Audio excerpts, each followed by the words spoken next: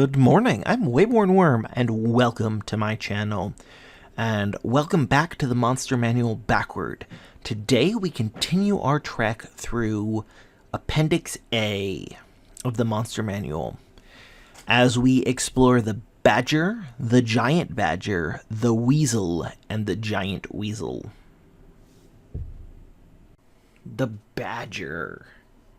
The Badger is a tiny beast, unaligned, with an AC of 10, hit points of 3, 1d4 plus 1, speed of 20 feet with a burrow speed of 5 feet. As a strength of 4, dexterity of 11, constitution of 12, intelligence of 2, wisdom of 12, and a charisma of 5. It has dark vision out to 30 feet and a passive perception of 11, no languages, and it's a challenge rating 0. It has the ability of keen smell. The Badger has advantage on wisdom perception checks that rely on smell. And its action is a bite, which is a melee weapon attack, plus 2 to hit.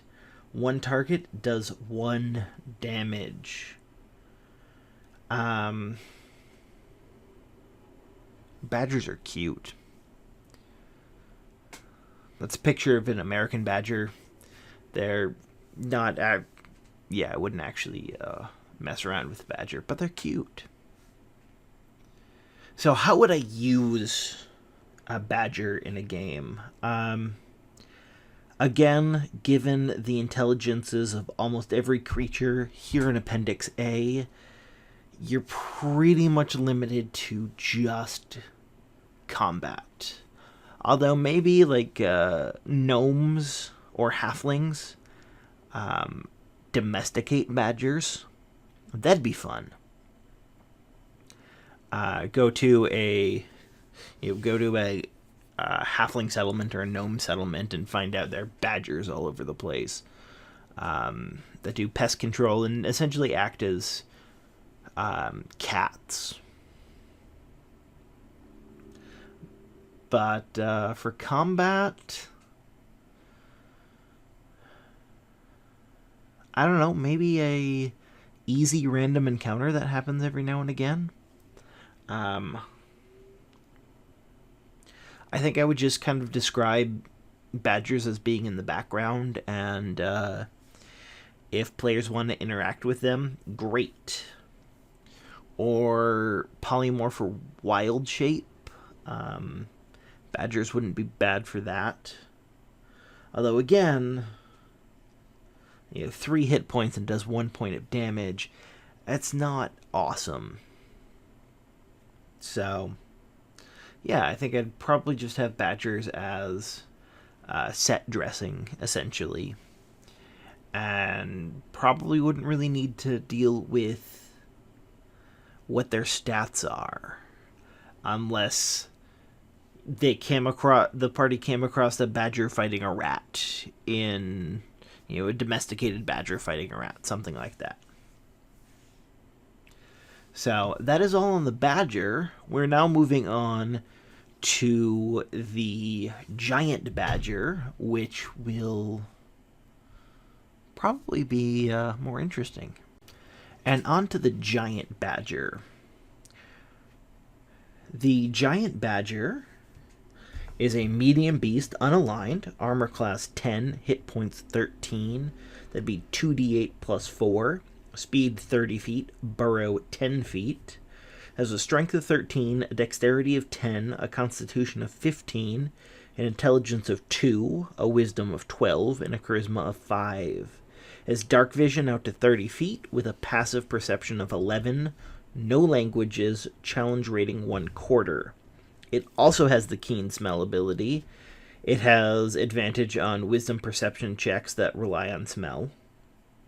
It has multi-attack. It can make 2 attacks, one with its bite and one with its claws. Its bite is plus 3 to hit. It is also a melee weapon attack. On a hit, it does 1d6 plus 1 piercing. Its claw attack is +3 to hit. It's also melee weapon attack, and on a hit it does 2d4 plus 1 slashing. As you can probably tell from the picture I chose to use, when I imagine giant badgers, I think of a wolverine, also called skunk bears, and are these tiny, vicious little creatures. I say tiny, they're about the size of a medium dog. So, yeah, they're big, they're vicious, and if anything, I would actually make them a little bit harder.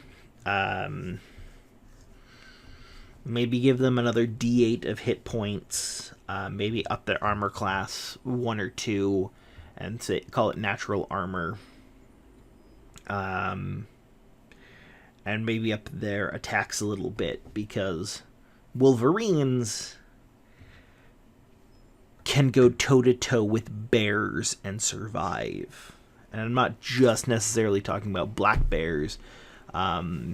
Wolverines fight grizzly bears, they fight polar bears. Sometimes they fight Kodiak bears, which are bears that are even worse than polar bears. And they can win.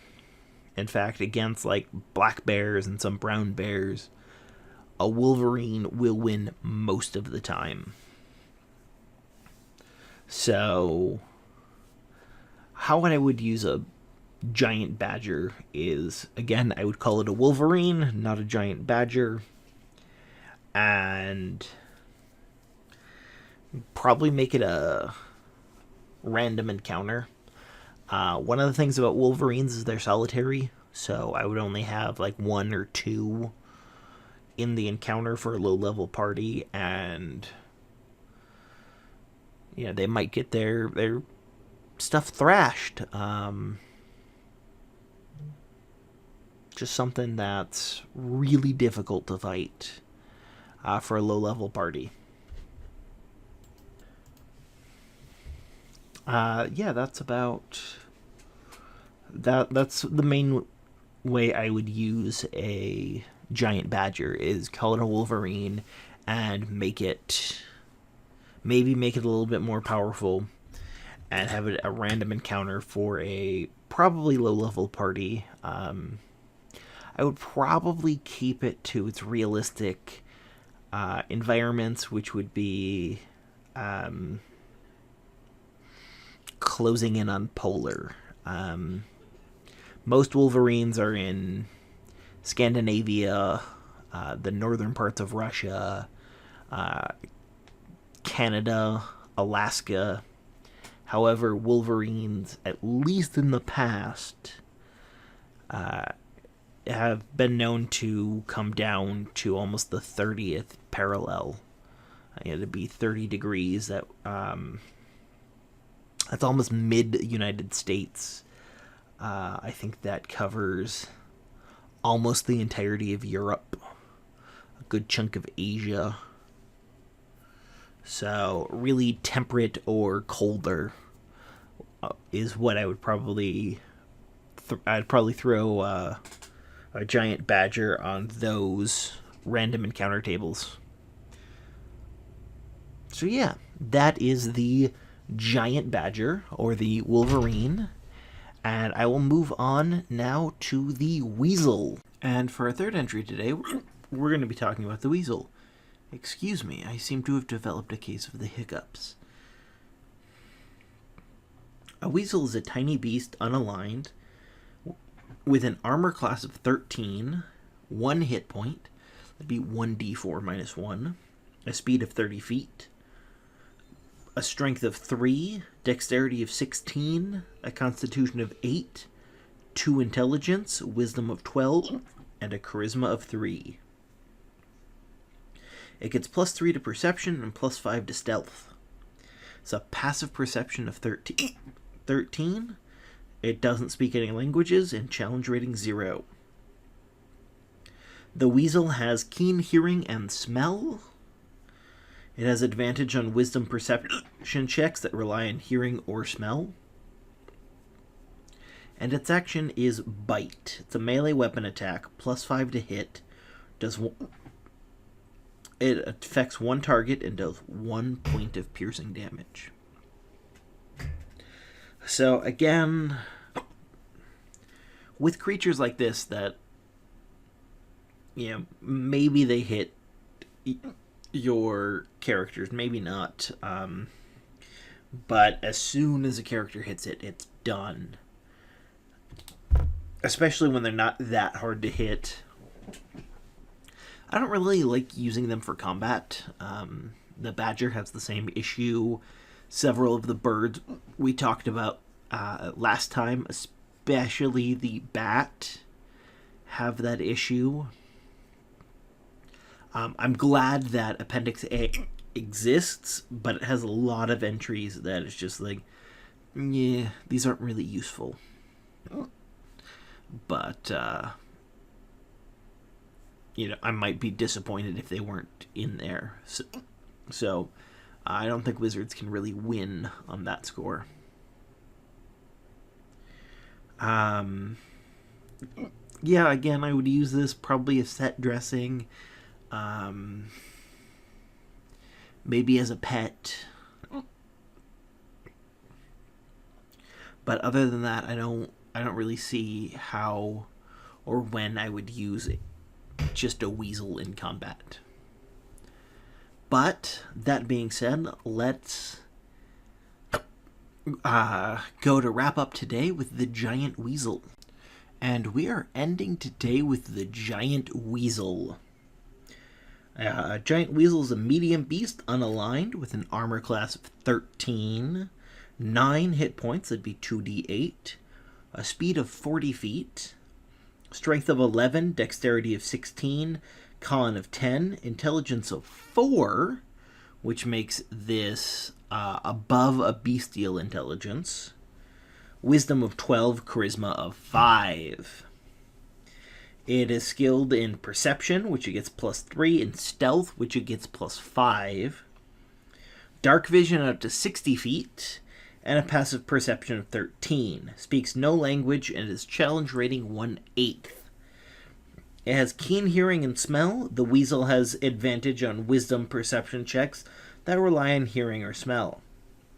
Its single action is a bite, a melee weapon attack, +5 to hit, one target, and on a hit it does 1d4 +3 piercing damage. The Giant Weasel is to the Giant Badger as the Weasel is to the normal Badger, where it is slightly weaker. However, it is more intelligent, more dexterous, faster. So if I were playing if I had an encounter with a weasel, I would have a giant weasel rather, I'd have it similar to the Giant Badger, where it'd be a random encounter for a low-level party, and I would make use of its speed, its higher intelligence.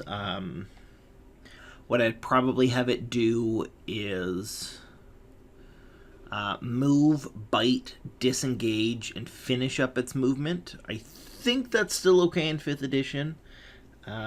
It's how I run my 5th edition games.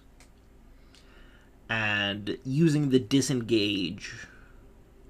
Actually, disengage would be a movement, because it's not a rogue. With the Giant Weasel, I just do everything I can to get it to move. Keep it moving. Keep the fact that it is faster than any low-level party, any member of any low-level party. And just kind of do hit and run. Maybe the party disturbs a colony of giant weasels, and so every now and again a couple of giant weasels, and it's different ones each time, come out of nowhere, attack the party for 1, maybe 2 rounds, probably only 1, and then run away. So that's how we would use the weasel. The giant weasel, rather. Thank you so much for tuning in to the Monster Manual Backward. Tomorrow there will be 2 videos as I start a new series. There will be a Friday video this week for the first time in several weeks, I know.